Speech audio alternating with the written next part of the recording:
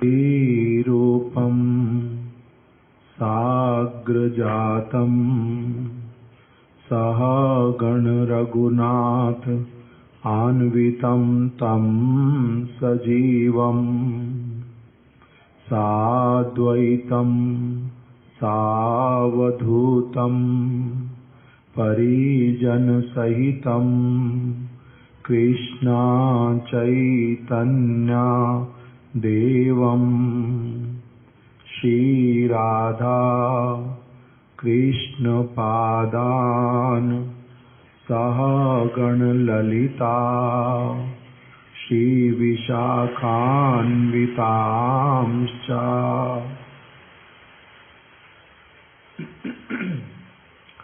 अज्ञानतिमिरान्धस्य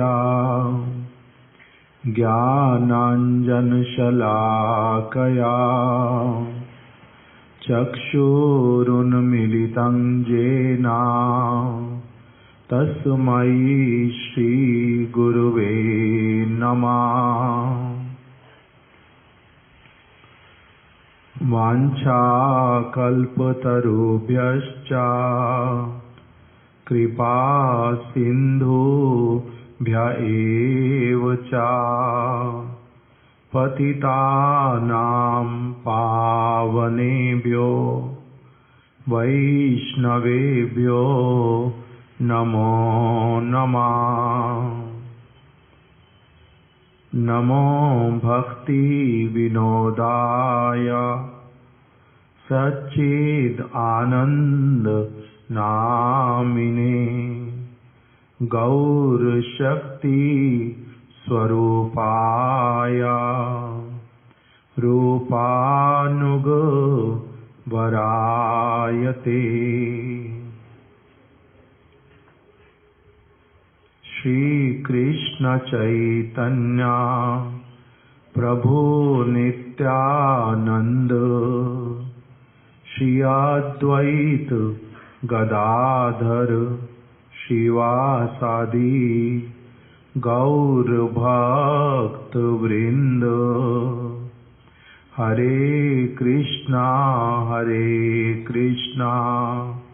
कृष्णा कृष्णा हरे हरे, हरे राम राम राम हरे हरे।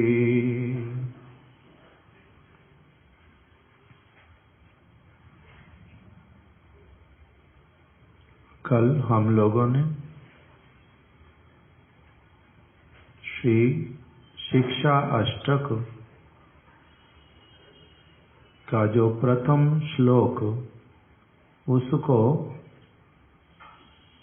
और उसका जो शिला भक्ति विनोद ठाकुर जी ने बंगला कीर्तन के रूप में व्याख्या किया है उसी को हम लोगों ने कल प्रातःकाल और कल संध्या के समय में भी उसी को श्रवण किया था।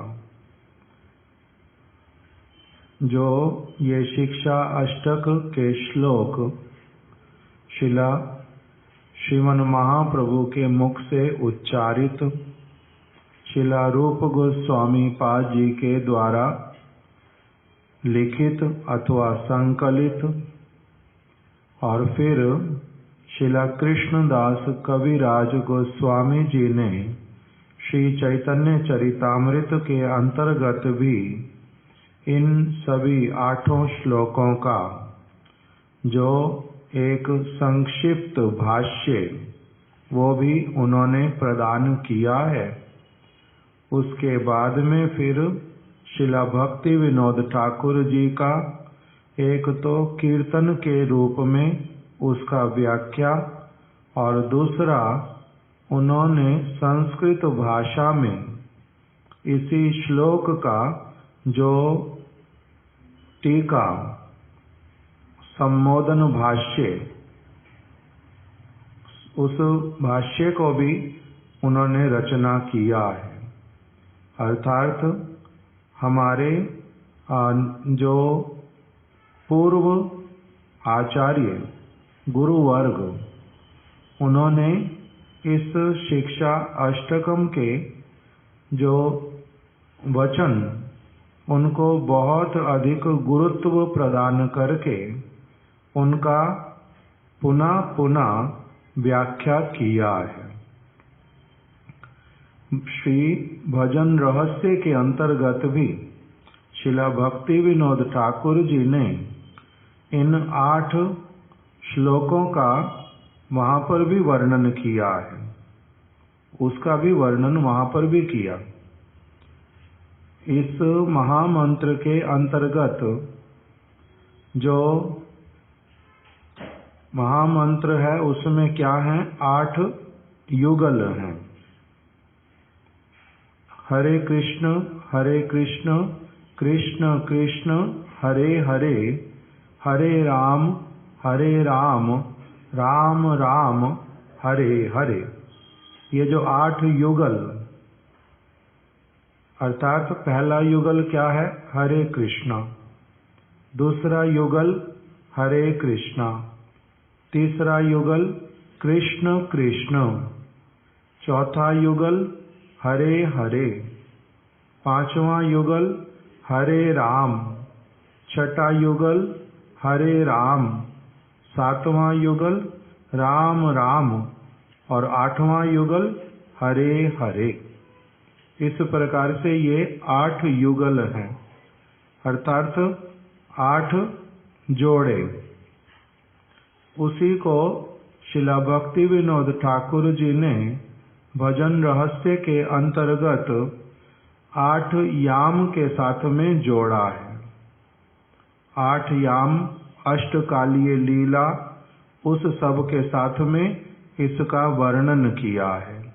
तो इसीलिए हम लोग थोड़ा थोड़ा करके भले ही संक्षेप में श्रवण करेंगे।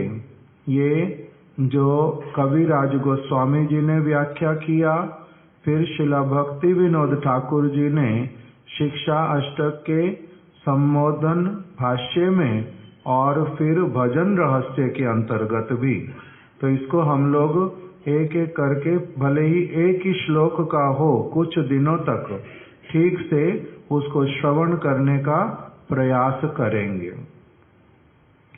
सबसे पहले श्री चैतन्य चरितामृत में जो सबसे अंतिम अध्याय, चैतन्य चरितामृत अंत्य लीला का भी सबसे अंतिम जो अध्याय है, उसमें श्रीला कविराज गोस्वामी जी ने इन्हीं श्लोकों का एक बहुत सुंदर जो व्याख्या वो किया है। महाप्रभु की समस्त लीलाओं को सुनाने के पश्चात श्रीला कविराज गोस्वामी ने अंतिम अध्याय में उनका जो ये शिक्षा अष्टक, उसी को ही व्याख्या किया है। सबसे अंत में लाकर के महाप्रभु की शिक्षा, उसी को उन्होंने रखा। उसी में कह रहे हैं, जय जय गौर चंद्र जय नित्यानंद, जय अद्वैत चंद्र जय गौर भक्त वृंद। श्री गौर चंद्र की जय हो, जय हो। श्री नित्यानंद प्रभु की जय हो। श्री अद्वैत चंद्र की जय हो। और जितने भी समस्त गौर भक्त वृंद हैं उनकी जय हो। यही मत महाप्रभु वैशे नीलाचले। श्रीमन महाप्रभु ने बहुत वर्षों तक नीलाचल में वास किया। रजनी दिवसे कृष्ण विरहे विहिवले। रात हो या दिन हो, सभी समय कृष्ण विरह में ही महाप्रभु विहिवल रहते हैं। स्वरूप रामानंद एई दुई जन सने। रात्रि दिने रस गीत श्लोक आस्वादने।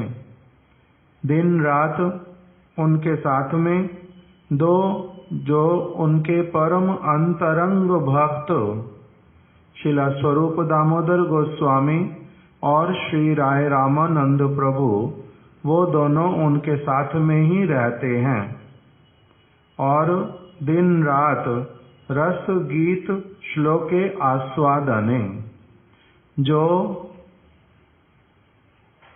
श्री राधा और कृष्ण की लीलाओं से संबंधित जो समस्त गीत हैं, जो श्लोक हैं भागवत इत्यादि के, अथवा राय रामानंद प्रभु द्वारा लिखे हुए गीत और कवि जयदेव गोस्वामी द्वारा लिखे हुए गीत, बिल्व मंगल ठाकुर जी के द्वारा रचित कर्णामृत के श्लोक, जयदेव गोस्वामी इनका हो गया गीत गोविंद का, और चंडीदास विद्यापति रायर नाटक गीति कर्णामृत श्री गीत गोविंद। महाप्रभु रात्रि दिने स्वरूप रामानंद सने, महाप्रभु रात्रि दिने गाए सुने परम आनंद। विशेष करके 5 कवियों का नाम दिया। चंडीदास, विद्यापति, पहले चंडीदास, दूसरे विद्यापति, तीसरे रायर नाटक गीति, श्री राय रामानंद प्रभु के जो जगन्नाथ वल्लभ नाटकम उस ग्रंथ में से गीत, और कर्णामृत श्री गीत गोविंद श्री बिल्व मंगल ठाकुर के कर्णामृत से, और जयदेव गोस्वामी जी के गीत गोविंद से। ये 5 ग्रंथों में से कुछ गीत वाले ग्रंथ और कुछ श्लोकों के रूप में वर्णन किए गए ग्रंथ। महाप्रभु रात्रि दिन, रात दिन महाप्रभु क्या करते हैं, इनमें से कुछ न कुछ गान करना, किसी श्लोक का व्याख्या करना, उसको सुनना, ये सारे कार्य में ही नियुक्त रहते हैं। इसी में उनका सारा समय व्यतीत होता है।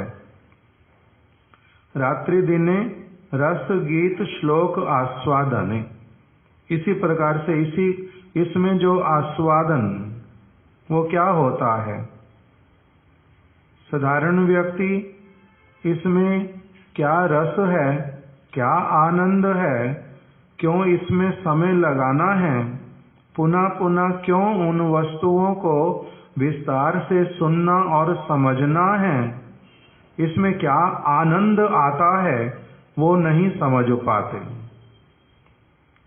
वो लोग नहीं समझ पाते। इसके द्वारा क्या भगवान की भक्ति होती है, इसके द्वारा भगवान को क्या प्रसन्नता होती है, क्या इसके द्वारा सेवा हुई, ये सारे विषय बहुत एक अलग प्रकार की चित्त वृत्ति होने पर, साधु संग गुरु कृपा होने पर, इस भगवद चर्चा के अंतर्गत क्या जो रस है, क्या आस्वादन है, वो सभी लोग नहीं समझ पाते। इसलिए अभी पीछे जब महत संग के विषय में श्रवण कर रहे थे, उसमें क्या आया था कि जो इस रस का आस्वादन करता है, महत पुरुष का संग प्राप्त करके जो उसमें क्या सुख है, क्या आनंद है, उसको केवल वही अनुभव कर सकता है, दूसरा कोई अनुभव नहीं कर पाता। तो महाप्रभु दिन रात स्वरूप दामोदर राय रामानंद जी के साथ में इसी प्रकार से गीत का, श्लोक का आस्वादन करते हैं। उसके और अधिक से अधिक जो शब्दों के अर्थ, उन अर्थों में फिर भाव, उन भावों का किस प्रकार से भक्त लोग आस्वादन करते, भगवान को कैसे उसका आस्वादन होता, इस सब का सब समय आस्वादन करते, इसी में रत रहते हैं। नाना भाव उठे प्रभुर, हर्ष शोक रोष दैन्यो उद्वेग आदि उत्कंठा संतोष। उन महाप्रभु में 8 सात्विक भाव और 33 जो व्यभिचारी भाव ये समय समय पर उदित होते। इन समस्त वस्तुओं का श्रवण और कीर्तन करते करते कभी हर्ष होता, बड़े आनंदित हो उठते, मुस्कुराने लगते खिलखिला करके और नृत्य करने प्रारंभ कर देते। कभी शोक करते, नेत्रों से अश्रु प्रवाहित होते, विलाप होने लग पड़ता।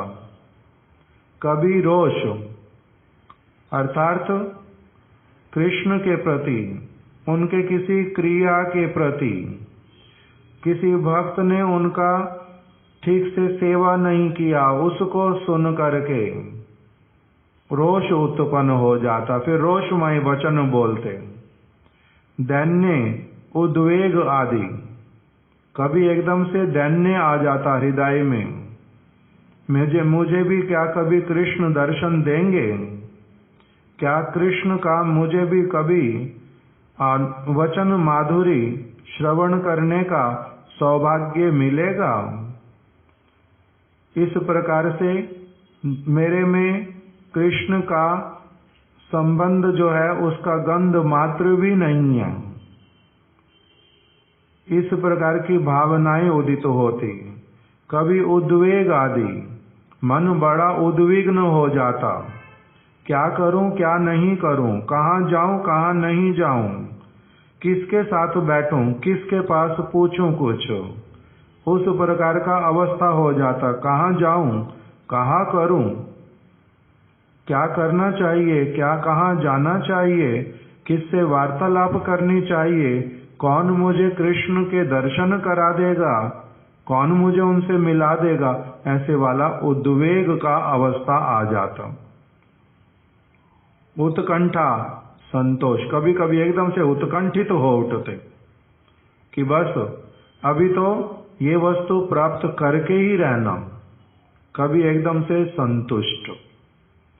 अलग अलग प्रकार के जो अष्ट सात्विक विकार और 33 व्यभिचारी भाव, वो कभी कोई भाव तो कभी कोई भाव महाप्रभु के चित्त को आक्रांत करके रखता और उसी से ही वो विभूषित रहते। ये विभूषण है। भगवान के प्रति ऐसा संबंध होने पर जो एक व्यक्ति का भावना और उसका जो सब विकार, ये सब उसके विभूषण कहलाते हैं। ये परम सौभाग्यवान व्यक्ति जिसको ये सब आभूषण विभूषण प्राप्त हुए। सेई भावे निज श्लोक पढ़िया, श्लोकेर अर्थ आस्वादय दुई बंधु लैया। इसलिए फिर जो अलग अलग भाव, उनको उन भावों के उद्दीपक, उन भावों को हृदय में ठीक ठीक रूप में उदित कराने वाले जो श्लोक, उनको स्वयं पढ़ते और फिर दोनों बंधुओं के साथ में इन श्लोकों के अर्थों का आस्वादन करते। कौन दिने कोनो भावे श्लोक पठन, से श्लोक आस्वादिते रात्रि जागरण। कभी कभी किसी एक श्लोक का आस्वादन करते करते दिन रात व्यतीत हो जाता, रात पूरी जागरण हो जाता उस श्लोक का अर्थ आस्वादन करते करते। उसी में ही महाप्रभु ने जब इसी तरह से स्वरूप दामोदर राय रामानंद जी के साथ में वार्तालाप करते थे, उसी में एक दिन महाप्रभु ने क्या कहा, हर्षे प्रभु कहेन सुनो स्वरूप राम राय। नाम संकीर्तन कलौ परम उपाय। हर्षे प्रभु कहन बड़े आनंदित होकर के श्री चैतन्य महाप्रभु ने स्वरूप दामोदर राय रामानंद जी को कहा, क्या? हर्षे प्रभु कहन सुनो स्वरूप राम राय। हे स्वरूप, हे रामानंद राय, तुम दोनों क्या करो, मेरी बात को श्रवण करो, अर्थात गुरुत्व दो, इसको भली प्रकार से श्रवण करो। साथ में दो ही लोग हैं, कुछ भी बोलेंगे कहना पड़ता जे सुनो, किंतु फिर भी सुनो बोला जब, तो इसका अर्थ बहुत विशेष बात कुछ बोलता हूँ, उसको तुम लोग श्रवण कर लो। नाम संकीर्तन कलौ परम उपाय। जो नाम संकीर्तन है वो क्या है? इस कलयुग में परम उपाय है। किस वस्तु का? उसी के लिए प्रभुपाद जी ने ऊपर लिख दिया। महाप्रभु के द्वारा साध्य साधन में अभेद वर्णन। जो साध्य है, साध्य मतलब एक शुद्ध भक्त का जो लक्ष्य समस्त क्रिया करने का, सब कुछ करने का जो उद्देश्य है, उसके द्वारा प्राप्त जो वस्तु करना चाहते हैं, वो प्राप्त करने वाली वस्तु कृष्ण प्रेम और कृष्ण स्वयं। कृष्ण प्रेम कृष्ण दीते धरे महाशक्ति। कृष्ण प्रेम, कृष्ण जिस उपाय के द्वारा प्राप्त होते हैं वो उपाय बता रहे हैं, और जो साध्य उपेय वो भी बता रहे हैं। और प्रभुपाद जी ने बोल दिया कि जो साध्य और साधन वो दोनों एक ही हैं, भिन्न नहीं हैं। साध्य भी वही, साधन भी वही। जैसे पहले महाराज जी की बात हम लोगों ने श्रवण की, रसायन का पान करो। तो वो जो रसायन है क्या होता है? औषधि भी है और साथ ही साथ में वो कंप्लीट डाइट भी है, तब उसको बोलते हैं रसायन। औषधि है, रोग को ठीक कर देगी और साथ ही साथ में आपको पुष्टि की भी प्राप्ति कराएगी। उसके लिए अलग से और कुछ नहीं लेना पड़ेगा, रसायन है वो। अब यहाँ पर बोल रहे हैं कि साध्य और साधन एक ही वस्तु, वो क्या है उसका अभेद वर्णन कर रहे हैं महाप्रभु। सर्वश्रेष्ठ और सर्वो उत्कृष्ट चरम अभिदेह। सर्वश्रेष्ठ और सर्वो उत्कृष्ट चरम अभिदेह कह रहे हैं कौन सी क्रिया करने से मेरे को कृष्ण प्रेम की प्राप्ति होएगी। कौन सी क्रिया करने से कृष्ण प्रेम की प्राप्ति होएगी? वो जो क्रिया अनेक प्रकार की है, किंतु उसमें से सर्वश्रेष्ठ साधन अभिदेह, वो क्रिया जो है वो क्या है उसको बता रहे हैं। अथवा शाब्दिक अवतार श्री नाम कीर्तन का महात्म्य वर्णन कर रहे हैं महाप्रभु। जो महाप्रभु ने वचन कहे, हर्षे प्रभु कहेन सुनो स्वरूप राम राय, नाम संकीर्तन कलौ परम उपाय। इसका सरल जो अर्थ है वो तो क्या है? बड़े आनंदित होकर के श्री चैतन्य महाप्रभु ने कहा, हे स्वरूप, हे रामानंद, मेरी बात को सुनो। नाम संकीर्तन जो है वो कलयुग के जीवों के लिए भगवान को, भगवान के प्रेम को प्राप्त कराने का सर्वश्रेष्ठ उपाय है। ये बात सरल शब्दों में ये वाली कही। अब प्रभुपाद जी कह रहे हैं कि जब बता दिया परम उपाय, किस वस्तु के लिए ये परम उपाय है? कृष्ण प्रेम जो साध्य है उसको प्राप्त करने के लिए ये सर्वश्रेष्ठ उपाय है।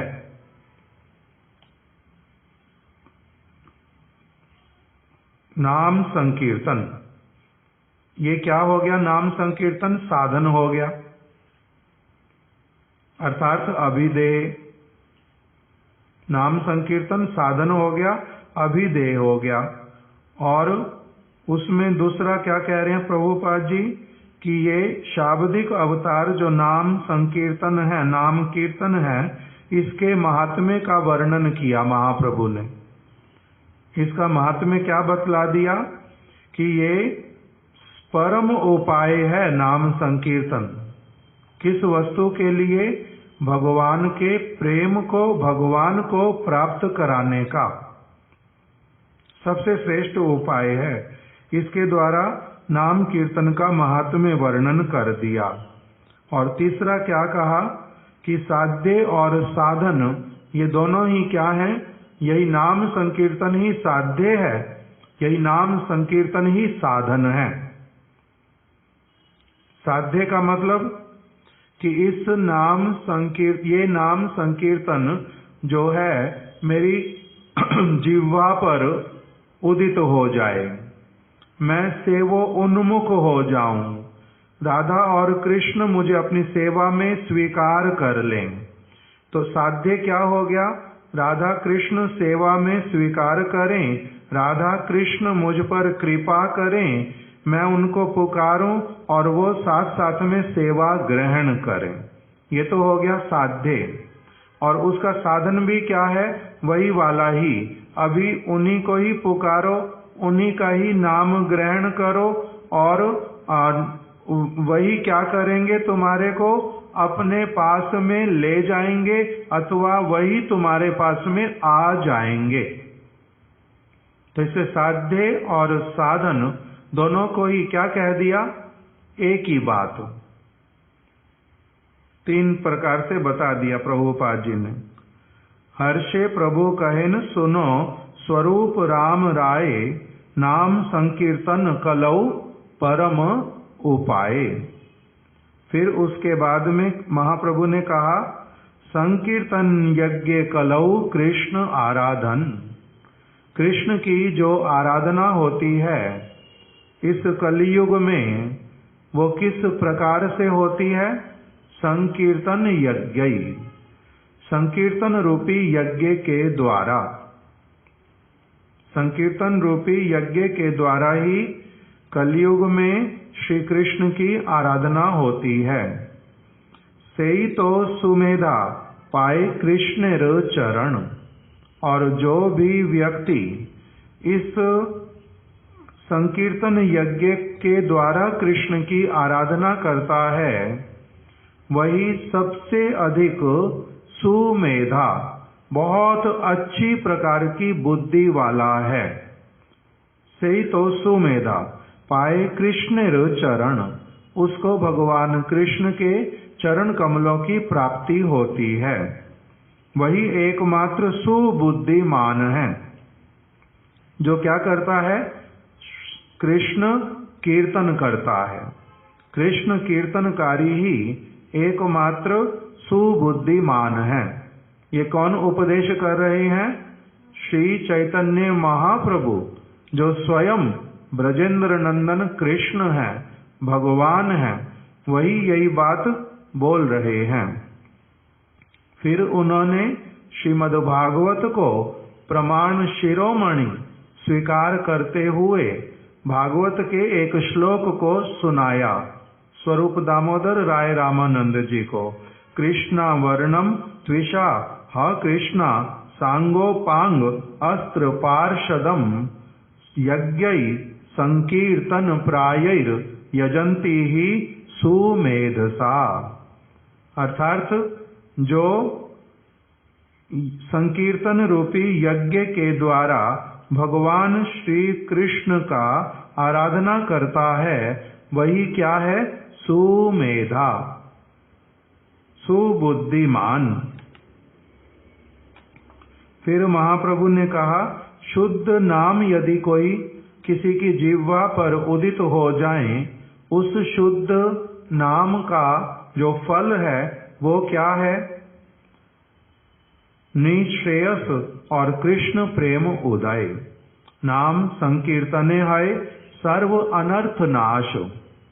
नाम संकीर्तन रूपी यज्ञ करने से सब प्रकार के जो अनर्थ वो दूर हो जाते हैं। नाम संकीर्तने है सर्व अनर्थ नाश। सब प्रकार के अनर्थों का नाश हो जाता है। स्वरूप भ्रम, असत तृष्णा, हृदय दौर्बल्य और अपराध, जो ये सब प्रकार के अनर्थ सारे दूर हो जाते।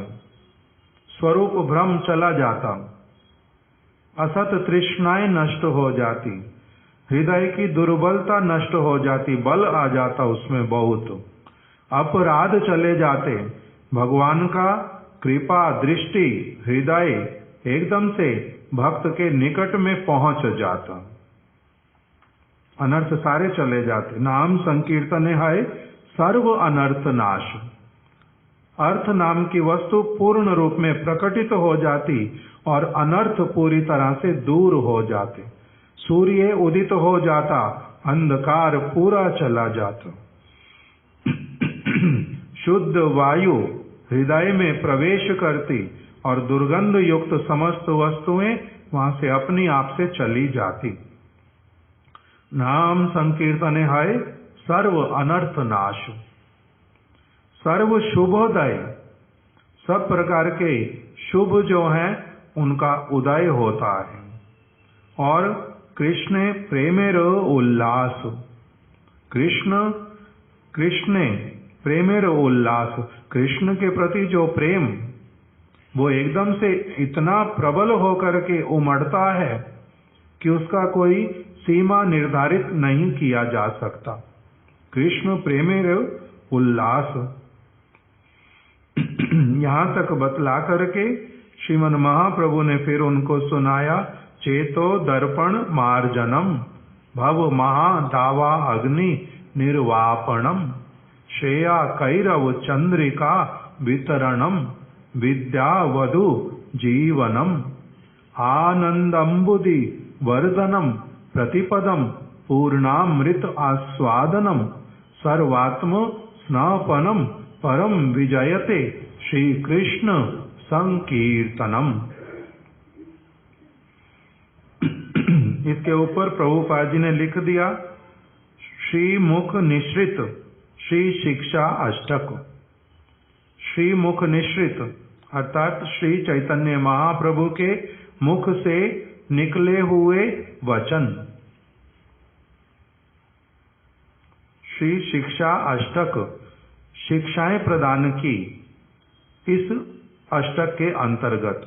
महाप्रभु की जो शिक्षा, उसी को ही पूर्ण शिक्षाओं को 8 श्लोकों के अंदर में पिरो दिया गया।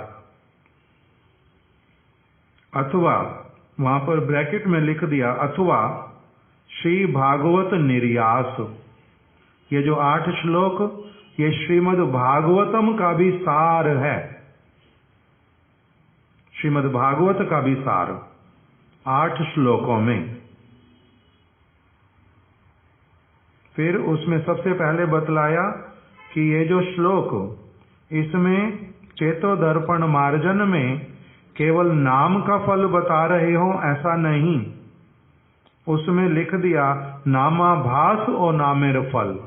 ये नाम के आभास से भी इसमें जो कई चीजें लिखी हैं, चेतो दर्पण मार्जन, भव महादावा अग्नि निर्वापणम, भव रूपी समुद्र ना, भव महादावा अग्नि, भव रूपी दावा अग्नि जो है वो बुझ जाती है। किससे कह रहे हैं? शुद्ध नाम से। ये नामाभास से ही हो जाता सारा कुछ।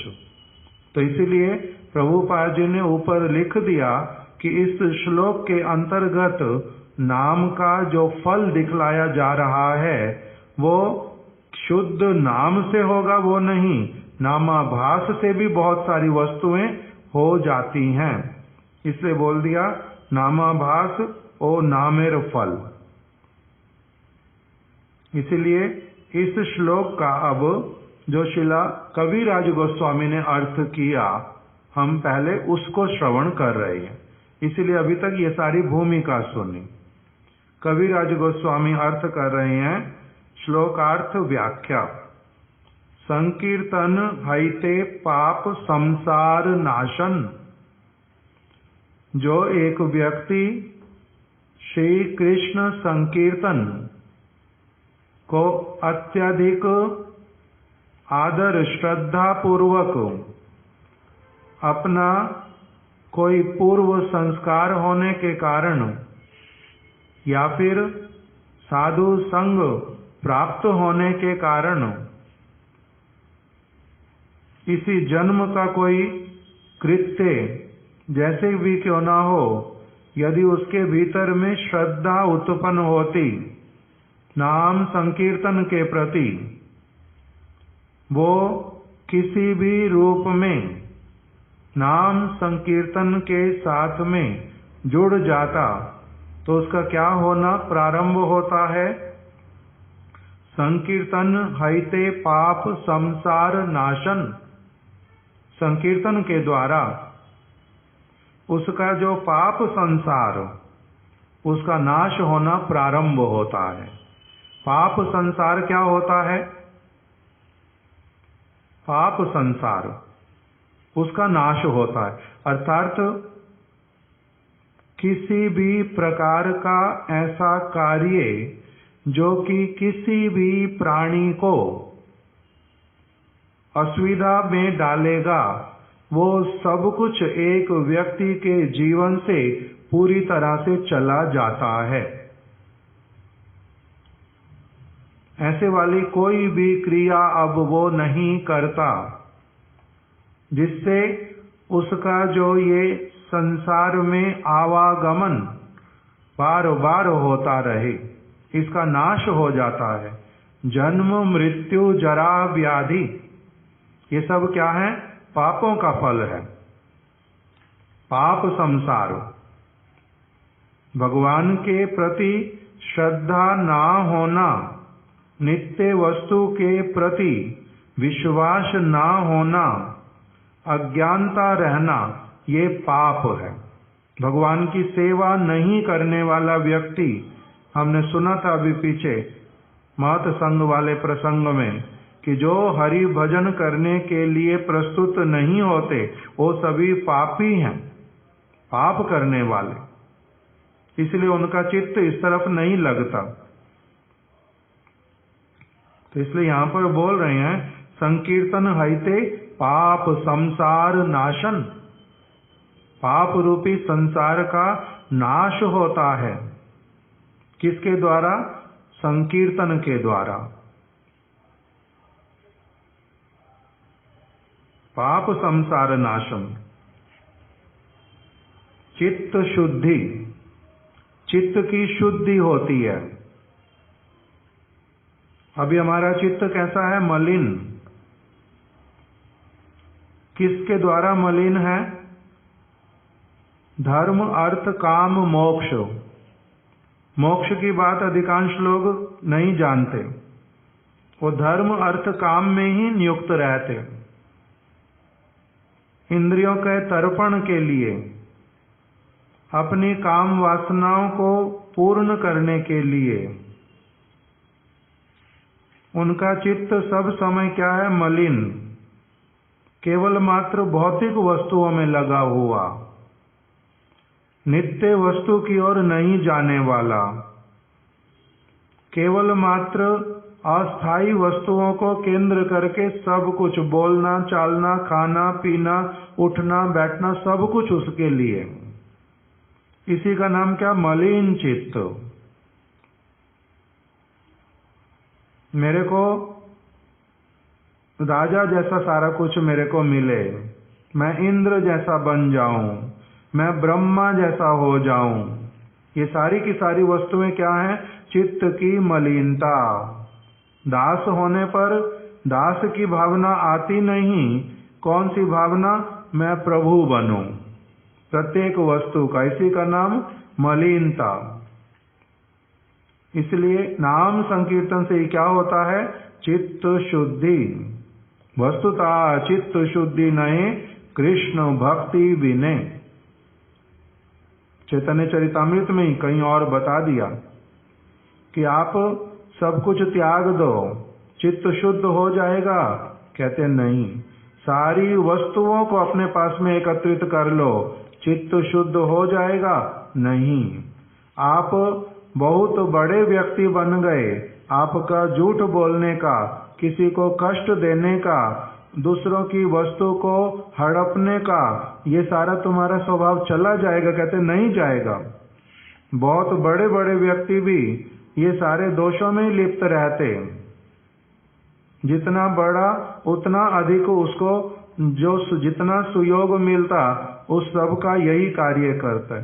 तो इसलिए बोलते वस्तुतः चित्त शुद्धि नहीं, काम त्याग होता नहीं, क्रोध जाता नहीं, लोभ जाता नहीं।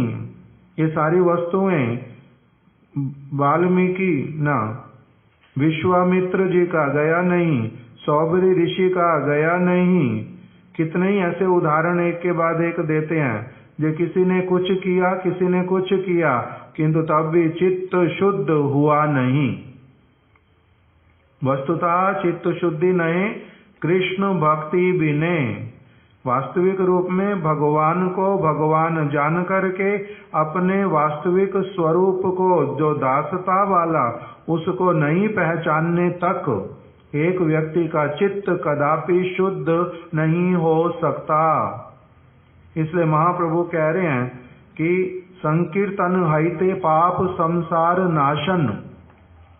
ये जो संकीर्तन है, कृष्ण नाम संकीर्तन, कृष्ण रूप संकीर्तन, गुण संकीर्तन और लीला संकीर्तन और परिकर धाम, ये जो नित्य वस्तु का जो संकीर्तन, जब तक वो एक व्यक्ति नहीं ग्रहण करे कान के माध्यम से, जिह्वा के माध्यम से, अपने हाथ के माध्यम से, मन के माध्यम से, तब तक उसका चित्त शुद्ध नहीं हो सकता। पाप संसार का नाश नहीं होगा। नहीं तो संकीर्तन हईते है, संकीर्तन हईते पाप संसार नाशन। फिर चित्त शुद्धि और सर्व भक्ति साधन उद्गम। चित्त शुद्धि हो जाएगी और फिर क्या होगा? सर्व भक्ति साधन उद्गम। सर्व भक्ति मतलब वास्तविक भक्ति, उत्तमा भक्ति का जो साधन है, ये किस प्रकार से क्या करना चाहिए, उसका उदय होता है। कृष्ण प्रेमो उद्गम, कृष्ण के चरण कमलों के प्रति, उनकी सेवा के प्रति, उनसे संबंधित समस्त जो उनके परिकर गण, उनके भक्त गण, उनकी सेवा के उपकरण, उन सब के प्रति एक गाढ़ संबंध उदित होता है। कृष्ण प्रेमो उद्गम। फिर प्रेमामृत आस्वादन, प्रेम रूपी अमृत का आस्वादन होता है कि वो है कैसा प्रेम, सेवा में आनंद क्या है, तब उसका आस्वादन होता है। कृष्ण प्राप्ति, साक्षात रूप में कृष्ण की प्राप्ति होती है। और सेवामृत समुद्रे मज्जन, आनंद के समुद्र में, सेवा रूपी आनंद के समुद्र में एक व्यक्ति पूरी तरह से निमग्न हो जाता, गोते लगाने लगता। इसी कोई नाम क्या दे दिया? सर्वात्म स्नापनम। पूर्ण रूप में सेवामृत समुद्रे मज्जन। इस प्रकार से कविराज गोस्वामी ने ये पहले श्लोक का व्याख्या कर दिया। उसके बाद में उन्होंने तो दूसरा श्लोक प्रारंभ किया। हम लोग अभी दूसरा श्लोक प्रारंभ नहीं करके पहले जो है इसी श्लोक को ही ठीक से श्रवण करेंगे।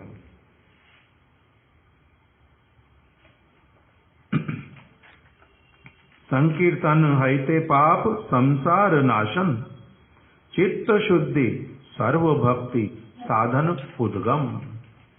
कृष्ण प्रेमो उद्गम प्रेमामृत आस्वादन, कृष्ण प्राप्ति सेवामृत समुद्रे मज्जन।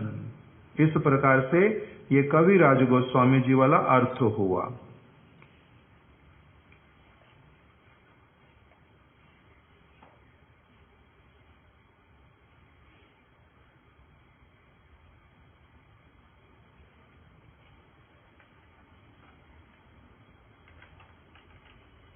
अभी शिला भक्ति विनोद ठाकुर जी के कुछ अन्य वचन इसी प्रथम श्लोक के विषय में।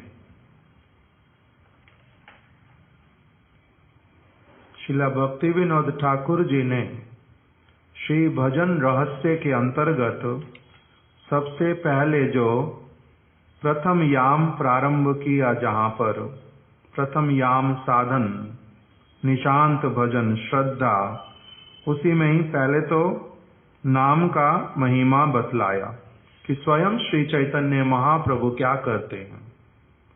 कृष्ण वर्णम त्विषा अकृष्णम सांगोपांग अस्त्र पार्षदम, यज्ञै संकीर्तन प्रायैर भजामि कलि पावनम।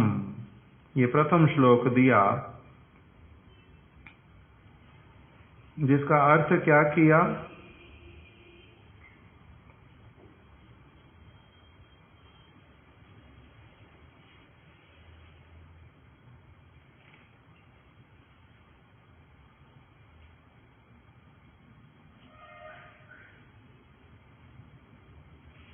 कलि जीव उद्धारिते पर तत्व हरि, नवद्वीपे आइला गौर रूप आविष करी।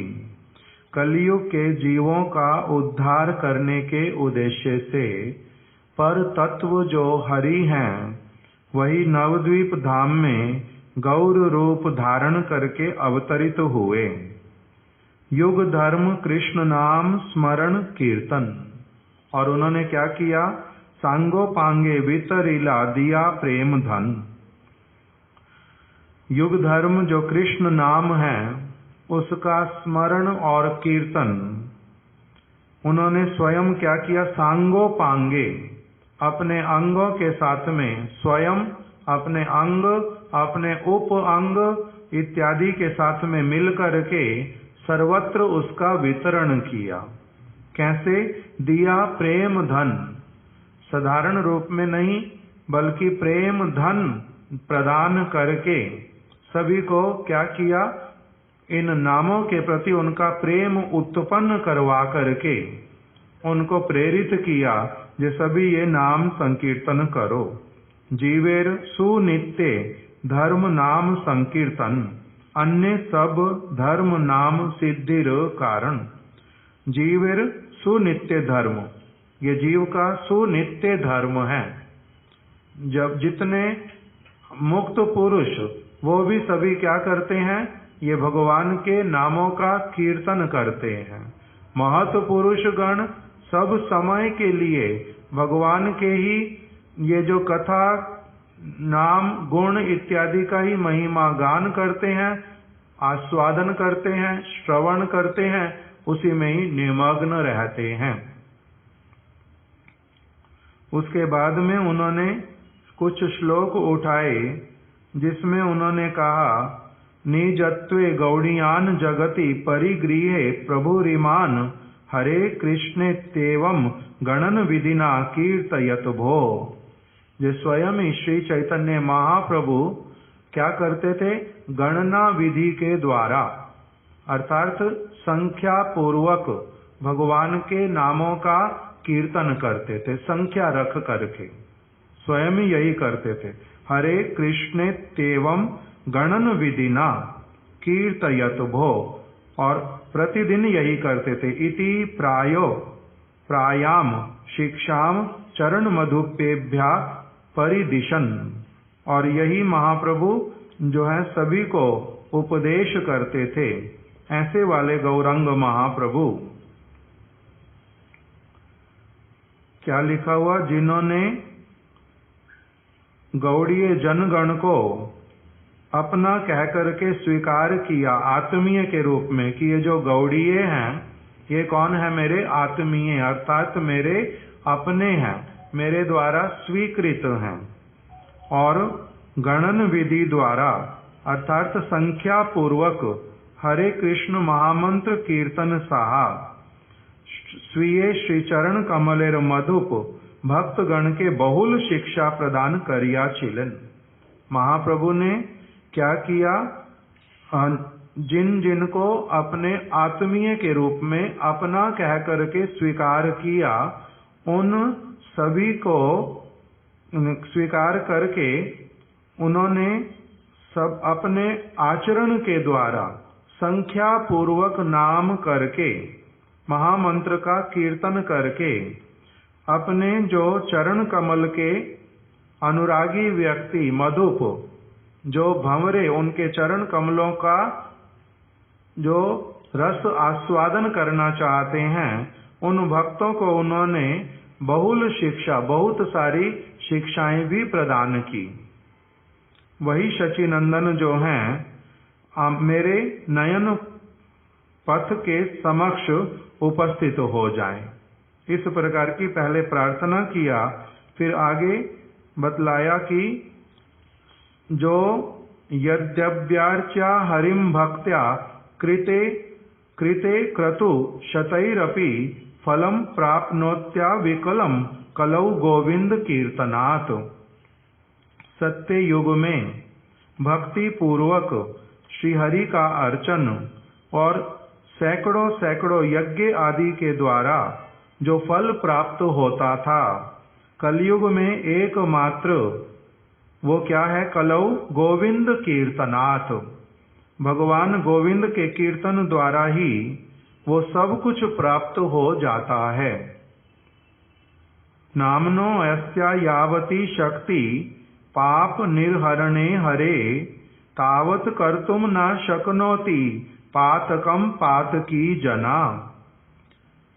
कह रहे हैं कि हरि नाम में पाप को नाश करने की जितनी अधिक शक्ति विद्यमान है, जो पातकी व्यक्ति, पाप करने वाला व्यक्ति जो है वो उतने पाप करने में समर्थ नहीं है।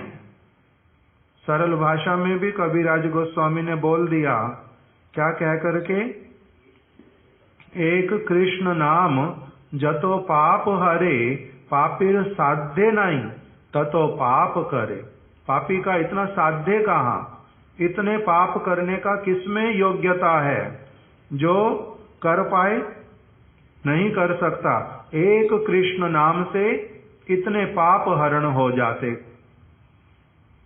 इसलिए यहाँ पर बतला दिया कि भगवान के नामों में जो पाप को नाश करने की शक्ति विद्यमान है, तावत कर्तुम न शक्नोति पातकम पातकी जना।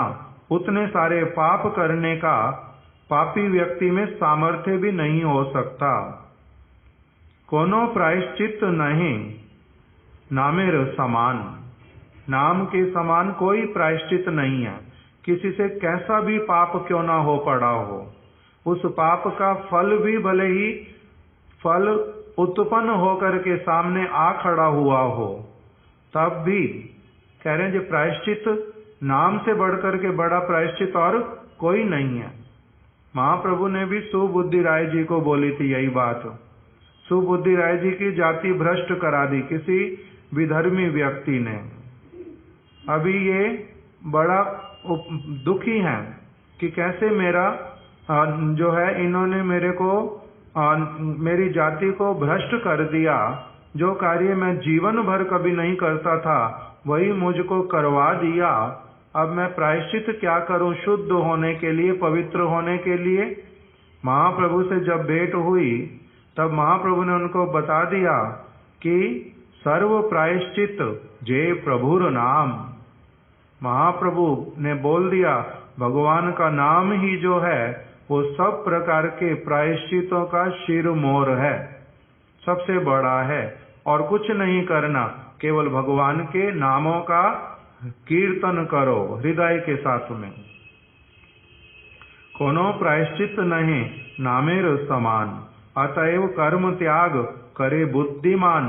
इस बुद्धिमान व्यक्ति जो है पापों से मुक्त होने के लिए और कोई भी कार्य नहीं करता। फिर आगे बता रहे हैं,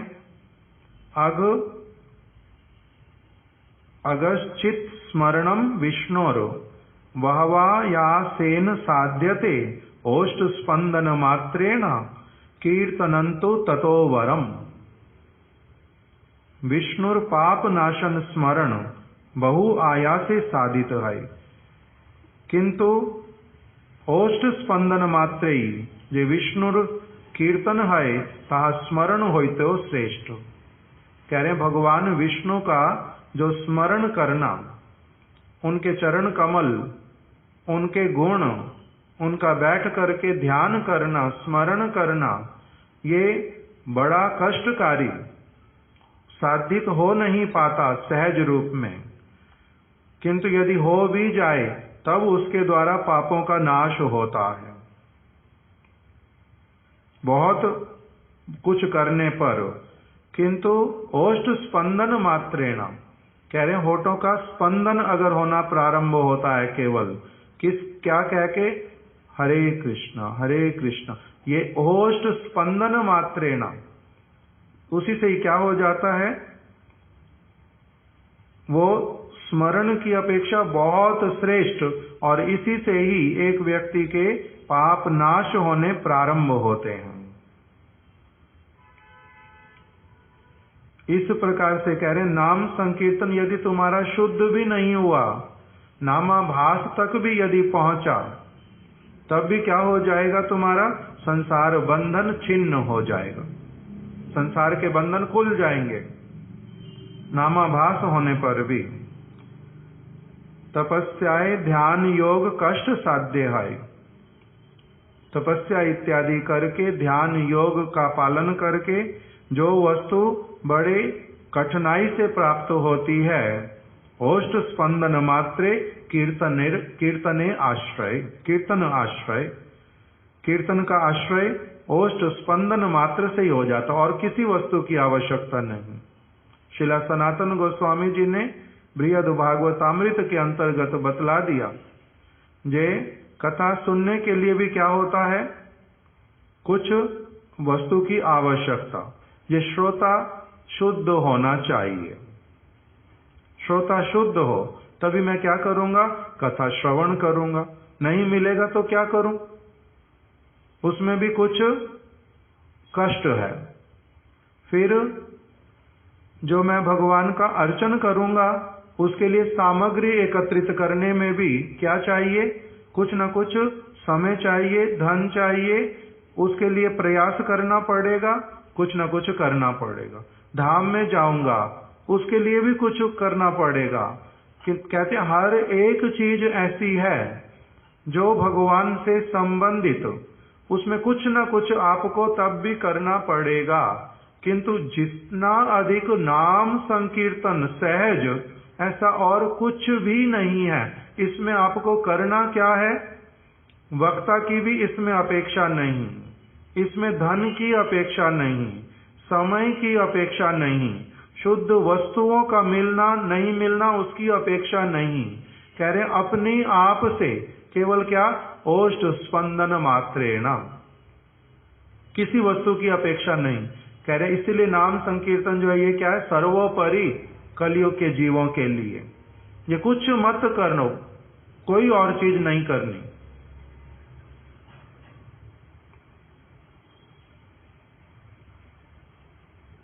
तपस्याए ध्यान योग कष्ट साध्य है, ओष्ठेर स्पंदन मात्रे कीर्तन आश्रय। ओष्ठेर स्पंदनाभावे नामेर स्मरण, स्मरण कीर्तने सर्व सिद्धि संगठन। कह रहे ऐसी अवस्था कि ओष्ठ भी नहीं ला पा रहे,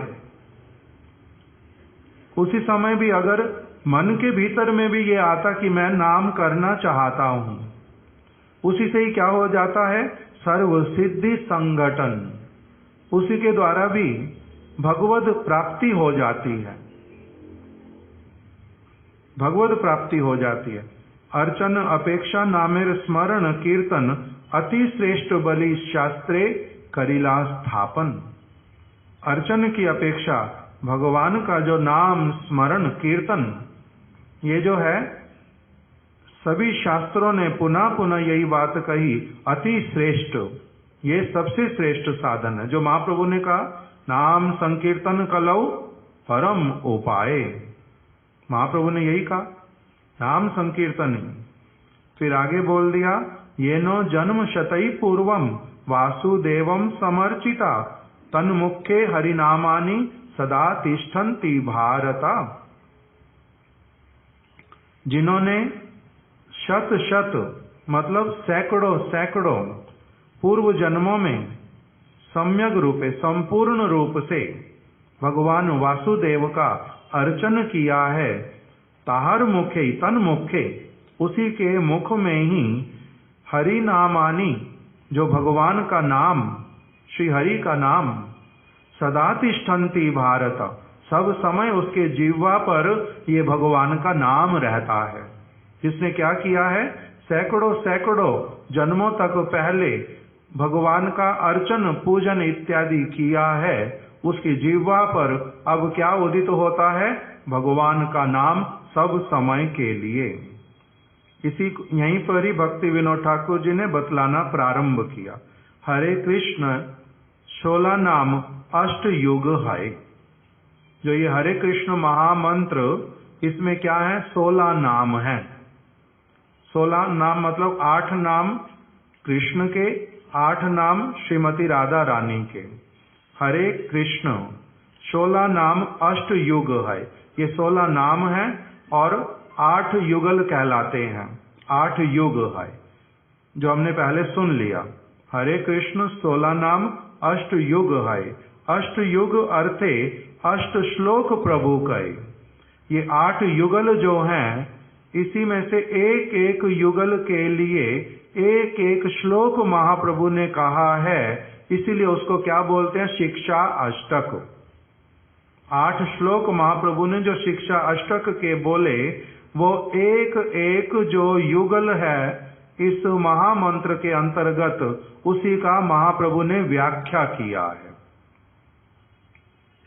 आदि हरे कृष्ण अर्थे अविद्या दमन, जो सबसे पहला वाला हरे कृष्ण युगल है, उस आदि हरे कृष्ण अर्थे, उसका अर्थ क्या है, अविद्या दमन, कि संपूर्ण रूप से अविद्या को त्याग करके, अविद्या को पूरी तरह से नीचे रख करके श्रद्धार सहित कृष्ण नाम संकीर्तन, श्रद्धा पूर्वक भगवान के नाम का कीर्तन करना।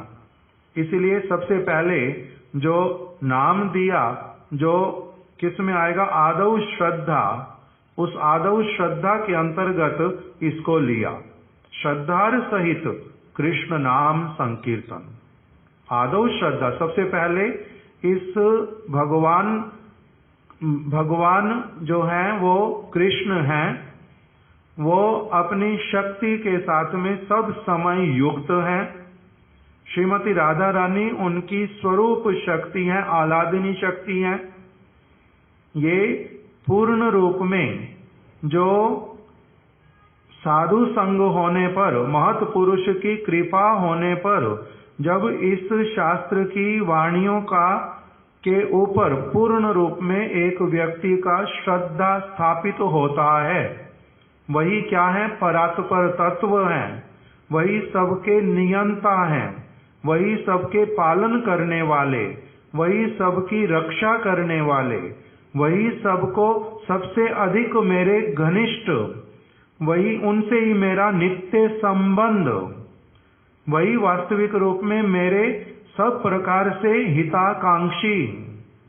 जब इस प्रकार से साधु के संग में उस एक व्यक्ति का श्रद्धा उत्पन्न होता है, तब फिर वो उनको श्रद्धा पूर्वक जब पुकारता है, उनके साथ में मिलने की, उनको देखने की, उनकी सेवा करने की जो हृदय में कामना जागृत होती है, उस श्रद्धा के साथ में जब उनको पुकारता है, तब उसमें कह रहे हैं कि वो क्या करता है, वही श्रद्धा पूर्वक भगवान को पुकारने से संबंध ज्ञान के साथ में उसका अविद्या जो है अपने आप से पूरा दूर हो जाता है।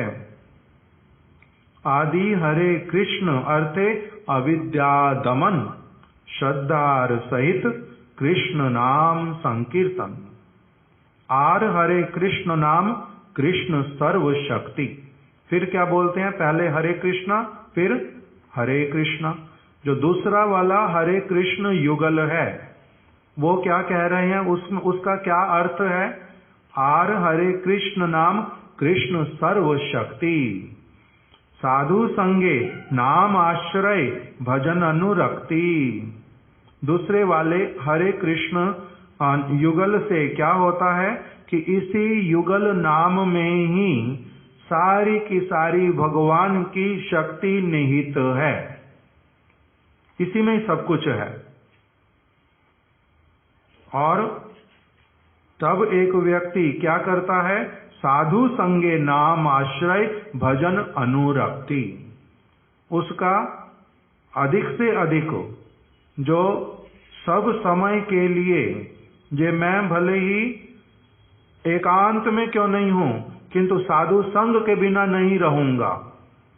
साधु संग, शिला हमारे वामन गोस्वामी महाराज जी बोलते थे कि तुम लोग भले ही मुझे देखते हो बहुत बार कि मैं अकेला हूं, किंतु मैं अकेला कभी नहीं रहता, मैं कभी अकेला नहीं रहता। मैं सदैव अपने गुरु पाद पद्म के साथ में, अपने शिला सरस्वती ठाकुर के साथ में, इन समस्त गुरु वर्गों के आश्रय में, उनके साथ में ही सब समय रहता हूं, उनको छोड़ करके मैं कभी नहीं रहता। तो इसीलिए दूसरे वाले जो हरे कृष्ण युगल, उसका अर्थ है कि कृष्ण सर्व शक्ति से सब समय संपन्न है। और इसी से ही दूसरा क्या होता है, फिर जो आदौ श्रद्धा वाले श्लोक में दूसरा क्या चला जाता है, आदौ श्रद्धा तथा साधु संगो। दूसरे वाला आ जाता है साधु संग। साधु संग में नाम का आश्रय पूर्ण रूप में, आर नहीं देखी अन्य प्रतिकार, और मेरी रक्षा का, मैं कलयुग का जीव हूँ, मैं बद्ध हूँ पूर्ण रूप में, मेरे को और कोई भी वस्तु जो है वो मेरी रक्षा नहीं कर सकती, मेरे लिए और कोई उपाय नहीं है इस नाम संकीर्तन को छोड़ करके। इसीलिए उस प्रकार से नाम का आश्रय ग्रहण करता है। कैसे, साधु संग में, साधु संगे नाम आश्रय भजन अनुरक्ति, भजन के प्रति उसका अनुराग होता है। फिर उसी से ही कह रहे हैं, सही तो भजन क्रमे सर्व अनर्थ नाश। पहले क्या हुआ था, अविद्या हरण, पीछे वाले में अविद्या दमन, पहले हरे कृष्ण युगल से। दूसरे युगल से क्या हुआ, उसमें बोले सर्व अनर्थ नाश। साधु संग करते हैं तब उससे क्या होगा, भजन अनुरक्ति, और फिर भजन क्रमे सर्व अनर्थ नाश। अनर्थ उपगमे नामे निष्ठार प्रकाश। अनर्थ जैसे जैसे दूर होते हैं, इस नाम संकीर्तन के प्रति एक व्यक्ति में क्या हो जाता है, निष्ठा का प्रकाश होता है, निष्ठा का विकास होता है। तृतीय विशुद्ध भक्त चरित्रेर साहा कृष्ण कृष्ण नामे निष्ठा करे अहरह। तीसरा जो है युगल वो क्या है, कृष्ण कृष्ण। इसमें बोल रहे हैं तृतीय विशुद्ध भक्त चरित्रेर साहा। अब एक व्यक्ति का जो चरित्र है वो कैसे वाला हो जाता है, विशुद्ध भक्त वाला, अर्थात उसमें भगवान के जो सारे गुण वो बहुत अधिक मात्रा तक संचरित हो जाते हैं। उसमें क्या आ जाता है, अब कृपालु, अकृत द्रोह और सत्यसार और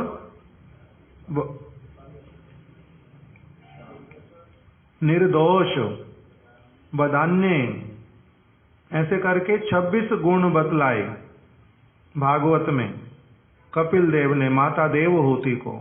जब उन्होंने पूछा साधु के लक्षण बतलाओ, तो कह रहे ये लक्षण कब आते हैं?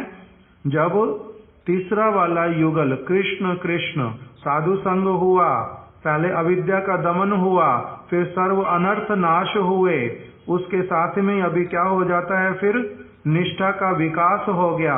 अब फिर विशुद्ध भक्त चरित्र रसाह, विशुद्ध भक्त जैसा चरित्र हो जाता, और उसी के साथ ही क्या करता है, कृष्ण कृष्ण नामे निष्ठा करे अहरह, रात दिन उसके मुख से केवल मात्र क्या निकलता है, कृष्ण कृष्ण कृष्ण कृष्ण।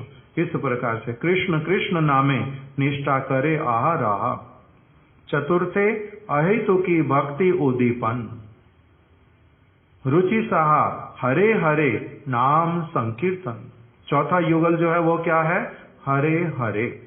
उसमें कह रहे हैं रुचि उत्पन्न हो जाती है एक व्यक्ति की। पहले आदौ श्रद्धा, ततो साधु संग, फिर बतलाया निष्ठा, और उसके बाद में साथ में आकर के क्या बता दिया, रुचि। चतुर्थे अहेतु की भक्ति उदीपन, अहेतु की भक्ति उत्पन्न हो जाती है। रुचि सहा हरे हरे नाम संकीर्तन, रुचि पूर्वक हरे हरे नाम संकीर्तन करता है। पंचमेते शुद्ध दास्य रुचिर सहित। अभी पांचवा जो है वो क्या है, हरे कृष्णा कृष्णा कृष्णा हरे हरे। पांचवा हरे राम। अब कह रहे हैं पंचमेते शुद्ध दास्य रुचिर सहित हरे राम संकीर्तन स्मरण विहित। हरे राम जो है वो क्या है, उसमें कह रहे हैं शुद्ध दास्य के प्रति रुचि उत्पन्न हो जाती है। अभी हमारा जो भगवान का दास अपने आप को मानना, ये इसमें शुद्धता नहीं है, ये अशुद्धता है। अभी उसमें बहुत प्रकार की, मुख से दास कहता हूं, दास वाला काम कुछ करता नहीं, अलग प्रकार का। इसलिए पंचमेते शुद्ध दास्य रुचिर सहित, ये अभी संक्षेप में बता रहे हैं। फिर इसका भक्ति विनोद ठाकुर जी एक एक करके विस्तार से वर्णन करेंगे।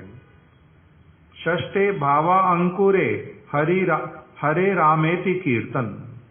फिर क्या है, छठा वाला जो युगल वो क्या है, हरे राम। फिर से षष्ठे भाव अंकुर, उस समय हृदय में भाव उत्पन्न हो उठेगा, अर्थात अब साधन जो है वो संपूर्ण हुआ, एक व्यक्ति भाव की अवस्था में पहुंच गया।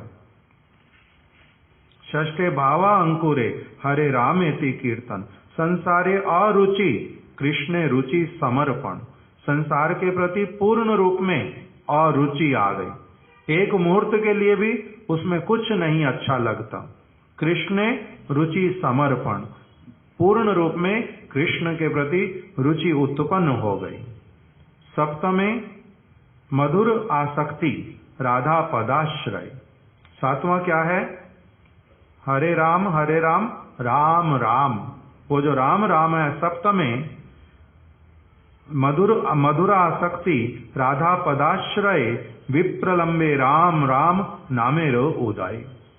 कह रहे उस समय राधा जी के चरण आश्रय में बहुत विशेष रूप में मधुर आसक्ति हो उठती है, और उस समय व्यक्ति क्या करता है, राधा कृष्ण को नहीं देख करके विप्रलंब भाव में राम राम राम राम इस नाम का उसकी जिह्वा पर उदय होता है। अष्टमे ब्रजेते अष्टकाल गोपी भावे, गोपी भाव राधा कृष्ण प्रेम सेवा प्रयोजन लाभ। कह रहे अष्टम जो है वो क्या है, हरे राम राम राम हरे हरे।